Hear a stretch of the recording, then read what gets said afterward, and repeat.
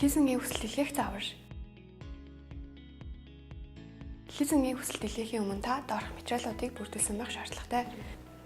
Эхний хэсэгт иргэний бичиг баримт, иргэний үнэмлэх, гадаад паспорт, гадаад улсад оршин суух үнэмлэх, одоо амьдарч буй байрны түрээсийн гэрээ, гэрлэлтийн лавлгаа багтана.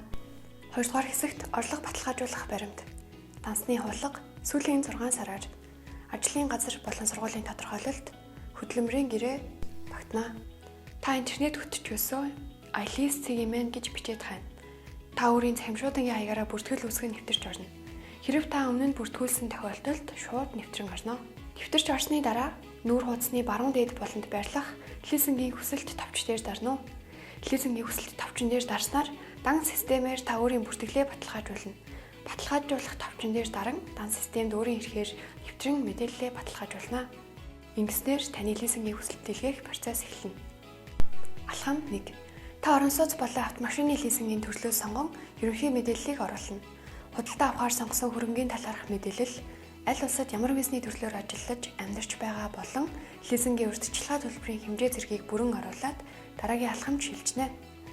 Хэрэв та лизингээр худалдаа авах орон сууц болон автомашиныг сонгоогүй тохиолдолд сонирхож буй ижил төстэй хөрөнгийн мэдээлэл оруулаад хүсэлтээ илгээх боломжтой. Алхам 2. Лизингийн хүсэлтийн үндсэн мэдээлэл оруулах алхам. Өөрийн мэдээллийг үнэн зөв оруулаад дараагийн алхамд шилжинэ. Анкетын мэдээлэл оруулсны дараа та бүрдүүлсэн иргэний бичиг баримт хэсэгт хамаарах материалуудаа нэг нэгээр нь хавсаргаж оруулна. Алхам 3. Энэ хэсэгт та ам бүл болон яаралтай үед холбоо барих төрөл садангийн мэдээллийг оруулна. Яаралтай үед холбоо барих хүний мэдээлэл хэсэгт та Монгол улсад амьдарч байгаа өөрийн ойр дотны 2-оос доошгүй хүний мэдээллийг оруулах шаардлагатай. Алхам 4. Орлого зарлагын мэдээллийг оруулах алхам. Та гадаад улс дахь өөрийн орлогод болон зарлагын мэдээллийг Монгол төгрөгт хөрвүүлэн үнэн бодитойгоор бөглөх хэрэгтэй.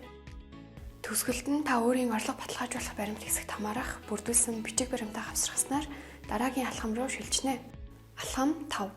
Лизингийн үйлчлэгийг авахд эд хөрөнгийн болон амь насны даатгал заавал хамрагдана.